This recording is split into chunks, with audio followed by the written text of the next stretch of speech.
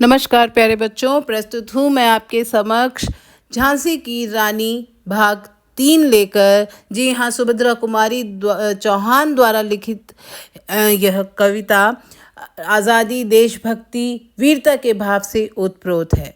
तो अभी तक पिछली दो वीडियोस बनाई जा चुकी हैं, जिसमें पिछले 12 काव्यांश पूरे किए जा चुके हैं, जिसमें आपने देखा कि किस प्रकार जो रानी लक्ष्मीबाई का बचपन बीता, उनके खेल खिलौने क्या थे, उनके साथी कौन थे, किस प्रकार उनका विवाह हुआ, वो झांसी में रानी बनकर आई और राजा की मृत्यु हो गई, और कैसे उन्हें झांसी पराई लगने लगी थी जब लॉर्ड डलहौजी ने उसके मौके का फ़ायदा उठाया, परंतु किस प्रकार फिर से उन्होंने अपने अंदर एक वीरता का भाव जागृत किया और पूरी झांसी को हासिल करने का फैसला विभिन्न स्वतंत्रता सेनानियों की सहायता से, तांत्या, पेशवा, मराठा, सबकी सहायता से वो आगे बढ़ी और अंग्रेज़ों के खिलाफ युद्ध का ऐलान कर दिया।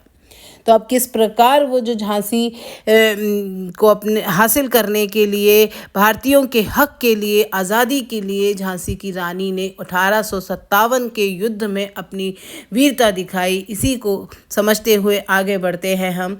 और किस प्रकार अंग्रेज़ों के खिलाफ एक वीरांगना के रूप में वो प्रस्तुत हुई, किस प्रकार उन्होंने वीरता से युद्ध लड़ा और वीरगति को प्राप्त हुई, इसी भाव को समझेंगे अगले काव्यांश में।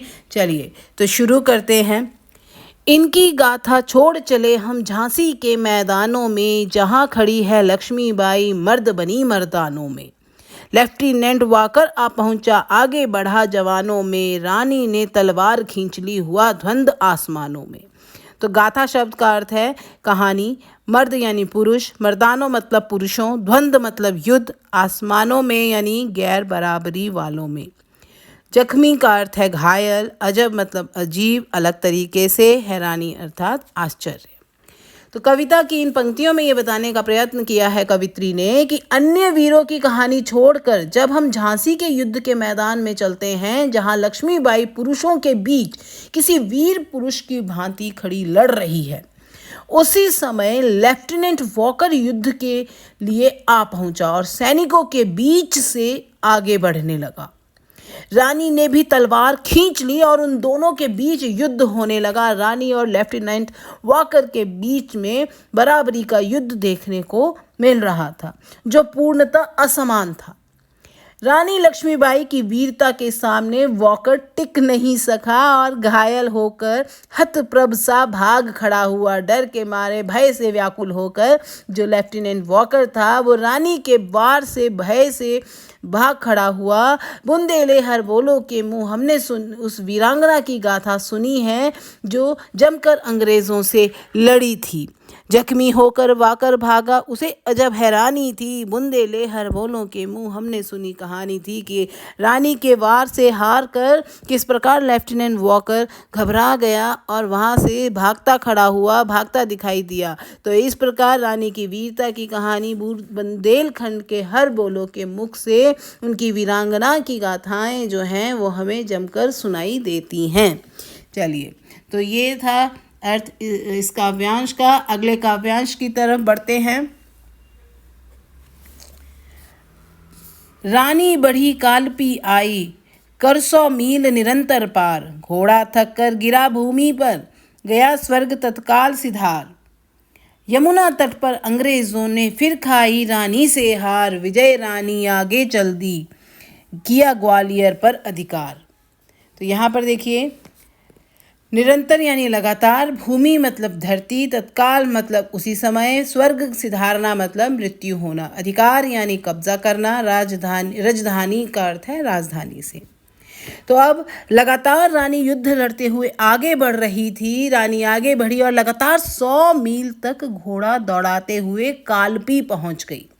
रानी बढ़ी कालपी आई, कर 100 मील निरंतर पार। 100 मील का सफ़र तय कर कर अपने घोड़े को लगातार दौड़ाती हुई रानी जो थी वो कालपी पहुंच गई। घोड़ा थक कर धरती पर गिर पड़ा और मर गया। यमुना के किनारे पर रानी ने फिर से अंग्रेज़ों को हराया। मतलब घोड़े का ये हाल होने पर भी यमुना तट पर अंग्रेज़ों ने फिर से रानी से हार खाई। रानी ने फिर से अंग्रेज़ों को वहाँ हरा दिया और फिर से एक बार फिर रानी जो थी विजयी होकर वह आगे बढ़ी और ग्वालियर पर भी अधिकार कर लिया। अंग्रेजों के मित्र सिंधिया ने छोड़ी राजधानी थी, बुंदेले हर बोलों के मुंह हमने सुनी कहानी थी, खूब लड़ी मर्दानी वह तो झांसी वाली रानी थी।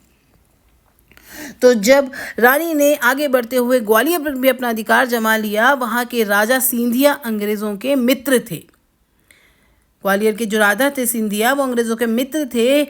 वे अपनी राजधानी छोड़कर भाग खड़े हुए। बुंदेलखंड के हर बोलो के मुख से हमने वीरता पूर्ण लड़ने वाली रानी लक्ष्मीबाई की कहानियां सुनी हैं। लगातार जो कविता है कथात्मक शैली में लिखी गई है, गतिशीलता पूरी तरह से बनी हुई है, तत्सम और तद्भव शब्दों का सामंजस्य लगातार देखने को मिल रहा है। चलिए तो आगे बढ़ते हैं अगले काव्यांश की तरफ। विजय मिली पर अंग्रेजों की फिर सेना घिर आई थी, अब के जनरल स्मिथ सन्मुख था, उसने मुंह की खाई थी। काना और मंदरा सखियां रानी के संग आई थीं, युद्ध क्षेत्र में उन दोनों ने भारी मार मचाई थी। तो देखिए यहाँ पे सन्मुख शब्द है। सन्मुख शब्द का अर्थ है सामने। मुंह की खाना मतलब हार जाना, सखियां मतलब सहेलियां, क्षेत्र अर्थात परिसर, मार मतलब मचाना, मारकाट करना। ठीक है, अब भाव समझते हैं इस काव्यांश का। विजय मिली पर अंग्रेजों की फिर सेना घिर आई थी, अब के जनरल स्मिथ सम्मुख था, उसने मुंह की खाई थी। रानी पीछे से विजयी होकर आगे बढ़ रही थी, ग्वालियर पर अपना अधिकार किया, कालपी पे अपना अधिकार किया, लगातार आगे बढ़ रही थी और आगे बढ़ते हुए अंग्रेजों की सेना ने उन्हें फिर से घेर लिया। इस बार उनका सामना जनरल स्मिथ से था, जिसे उन्होंने परास्त किया था। रानी के साथ उनकी सहेलियां काना और मंदरा थी। काना और मंदरा सखियां रानी के संग आई थी, युद्ध क्षेत्र में उन दोनों ने भारी मार मचाई थी। तो रानी के साथ उनकी जो सखियां थी काना और मंदरा, युद्ध के मैदान में उन दोनों सखियों ने भारी तबाही मचाई थी, अनेक अंग्रेजों का संहार किया था। लेकिन तभी पीछे से ह्यूरोज आ गया और रानी चारों ओर से दुश्मनों से घिर गई। ठीक है, पर पीछे ह्यूरोज आ गया, हाय घिरी अब रानी थी, बुंदेले हर बोलों के मुंह हमने सुनी कहानी थी, खूब लड़ी मर्दानी वह तो झांसी वाली रानी थी। तो अब क्या था कि जब पीछे से युद्ध के मैदान में उन दोनों सखियों ने खूब भारी तबाही मचाई, लेकिन जब पीछे से ह्यूरोज आ गया, ह्यूरोज अंग्रेजी शासक आ गया और रानी चारों तरफ से दुश्मनों से घिर गई थी। बुंदेल के खंड के हर बोलो के मुंह से हमने उस वीरांगना रानी लक्ष्मीबाई की कहानी सुनी थी कि वह अंग्रेजों से मर्दानगी के साथ लड़ी थी। ठीक है, लगातार कविता में कथात्मक शैली बनी हुई है, तत्सम तद्भव शब्दों का प्रयोग बना हुआ है, मानवीकरण अलंकार का प्रयोग लगातार देखने को मिल रहा है, अनुप्रास अलंकार का प्रयोग देखने को मिल रहा है। इसी के साथ आगे बढ़ते हुए अगले काव्यांश की तरफ चलते हैं। देखिए, तो अभी तक आपने देखा पिछले काव्यांश में कि किस प्रकार विजय प्राप्त करते हुए रानी आगे बढ़ रही है। उनकी सखी काना और मंदरा ने सखियों ने पूरा साथ दिया है और किस प्रकार जो है अब दुश्मनों से वो घिर गई हैं। अब आगे बढ़ते हैं अगले काव्यांश की तरफ। तो भी रानी मार काट कर चलती बनी सैन्य के पार, किंतु सामने नाला आया यह संकट विषम अपार। घोड़ा अड़ा नया घोड़ा था, इतने में आ गए सवार, रानी एक शत्रु बहुतेरे होने लगे वार पर वार। ठीक है, चलती बनी का अर्थ है आगे बढ़ते जाना, सैन्य मतलब सेना, संकट यानी परेशानी, विषम शब्द का अर्थ है कठिन, अपार यानी जिसे पार न किया जा सके। ठीक है, आगे देखें, इसका अर्थ समझते हैं पहले। अंग्रेजों की सेना से जब शत्रुओं से रानी चारों तरफ से घिर गई थी, तब भी रानी ने अंग्रेजों के बीच में भारी मारकाट मचाई थी। लगातार डटकर उन शत्रुओं का सामना रानी करती रही और शत्रु सेना को पार करके आगे बढ़ गई। तभी सामने एक बड़ा नाला आ गया, किंतु सामने नाला आया था यह संकट विषम अपार। अब सामने एक बड़ा नाला आ गया और इस विपत्ति को पार करना अत्यंत कठिन था, क्योंकि उनका घोड़ा नया था। पिछला घोड़ा जो था वो मर चुका था, लगातार 100 मील तक चलने के कारण वो गिर कर मर गया था, तो उनको नया घोड़ा लेना पड़ा था। नया घोड़ा था तो ये इतने बड़े नाले को पार करना घोड़े के लिए बहुत मुश्किल था और उसी जगह वह अड़कर खड़ा हो गया। इतनी देर में अंग्रेज घुड़सवार आ पहुंचे। अकेली रानी अनगिनत शत्रुओं से लड़ने लगी। वार पर वार होते रहे और अंततः शेरनी के समान वह वीरांगना स्त्री घायल होकर गिर पड़ी।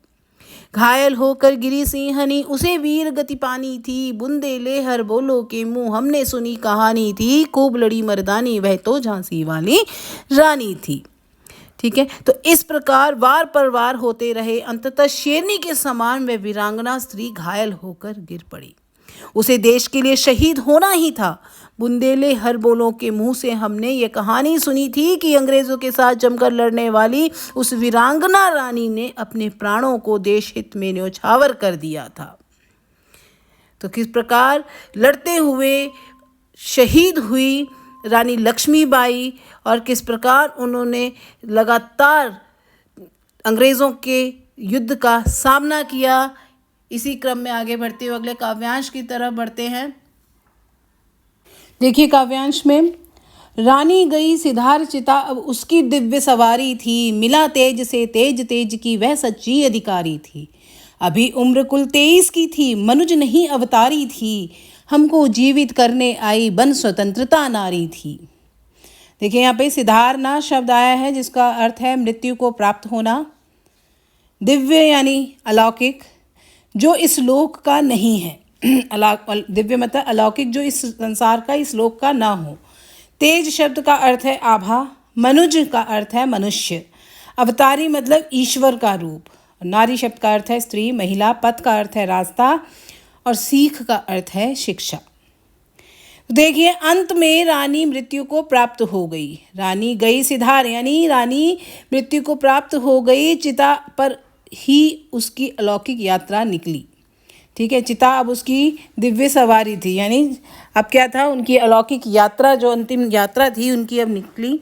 उनका तेज अग्नि के तेज से मिल गया, मतलब अब भी मृत्यु होने के बाद भी उनका जो तेज था, ठीक है, उनके चेहरे से, उनके मस्तक से जो तेज दिखाई दे रहा था वो भी अलौकिक था, अग्नि के समान तेज था। अभी उम्र कुल 23 की थी, मनुज नहीं अवतारी थी। वह सही अर्थों में तेज की अधिकारी थी। मात्र 23 वर्ष की उम्र में उसने जो किया वह कोई साधारण मनुष्य नहीं कर सकता। वह अवश्य ही ईश्वर का कोई अवतार थी। हमको जीवित करने आई, बन स्वतंत्रता नारी थी। ठीक है, स्वतंत्रता की देवी बनकर वह हमारे सोए हुए मस्तिष्क को जगाने आई थी। जो लोग गुलामी के आदी हो चुके थे, हताश थे, नीरस थे, उन सबको जगाने आई थी, आज़ादी का महत्व समझाने आई थी और वही स्वतंत्रता की देवी बनकर हमारे सोए हुए मस्तिष्क को जगाने आई थी। वह हमें रास्ता दिखाकर चली गई, दिखा गई, पथ सिखा गई। हमको जो सीख सिखानी थी, बुंदे ले हर बोलो के मुँह, हमने सुनी कहानी थी। खूब लड़ी मर्दानी, वह तो झांसी वाली रानी थी। कि वह हमें रास्ता दिखाकर चली गई, आज़ादी का महत्व समझाकर चली गई, आज़ादी की खुशी देकर चली गई, हमें जो शिक्षा देनी थी देकर चली गई। बुंदे ले हर बोलो के मुँह, हमने उस महान नारी की कथा सुनी थी जो बड़ी ही मर्दानगी के साथ लड़ी थी। कविता में लगातार कथात्मक शैली बनी हुई है, गतिशीलता बनी हुई है, तत्सम तद्भव शब्दों का प्रयोग बना हुआ है, अधिकतर अनुप्रास अलंकार का प्रयोग जगह जगह दिखाई दे रहा है। तो इसी प्रकार वीरांगना रानी लक्ष्मीबाई की जो शहादत थी इस प्रकार दिखाई गई और किस प्रकार इतनी छोटी सी उम्र में तेज के साथ, वो अग्नि के समान तेज के साथ उनकी मृत्यु हुई, वो शहीद हुई। अगले काव्यांश में देखते हैं। जाओ रानी याद रखेंगे हम कृतज्ञ भारतवासी, यह तेरा बलिदान जगाएगा स्वतंत्रता अविनाशी। होए चुप इतिहास लगे सच्चाई को चाहे फांसी, हो मदमाती विजय मिटा दे गोलों से यह झांसी। तेरा स्मारक तू ही होगी, तू खुद अमिट निशानी थी। बुंदे ले हर बोलो के मुँह, हमने सुनी कहानी थी। खूब लड़ी मर्दानी, वह तो झांसी वाली रानी थी। कृतज्ञ शब्द आया है जिसका अर्थ है उपकार को मानने वाले, एहसानम। और बलिदान शब्द का अर्थ है स्वयं की आहुति देना। अविनाशी शब्द आया है जिसका अर्थ है अक्षय, नित्य या नाश रहित। मदमाती मतलब मस्ती, मदमस्त हो जाना। स्मारक मतलब किसी की स्मृति रक्षा के लिए अभिप्राय से संस्थापित संस्था। अमिट मतलब कभी न मिटने वाली निशानी। तो इस काव्यांश में रानी के बलिदान के महत्व को बताते हुए कहा गया है कि कवित्री रानी के प्रति अपनी श्रद्धांजलि अर्पित करते हुए कहती है, सुभद्रा कुमारी चौहान कवित्री रानी लक्ष्मीबाई की शहादत के प्रति, उनके बलिदान के प्रति अपनी श्रद्धांजलि अर्पित करते हुए कहती है कि हम भारतवासी तुम्हारे इस उपकार को सदैव याद रखेंगे। जाओ रानी, याद रखेंगे हम कृतज्ञ भारतवासी, यह तेरा बलिदान जगाएगा स्वतंत्रता अविनाशी। तुम्हारा यह बलिदान कभी न मिटने वाली स्वतंत्रता की भावना को जन्म देगा। भले ही इतिहास में तुम्हारे विषय में कुछ न कुछ लिखा जाए, तुम्हारी सच्चाई को मिटाने के प्रयास किए जाएं, विजय में मस्त अंग्रेज भले ही गोलों से झांसी का निशान मिटा दें, लेकिन तू स्वयं कभी न मिटने वाली निशानी है।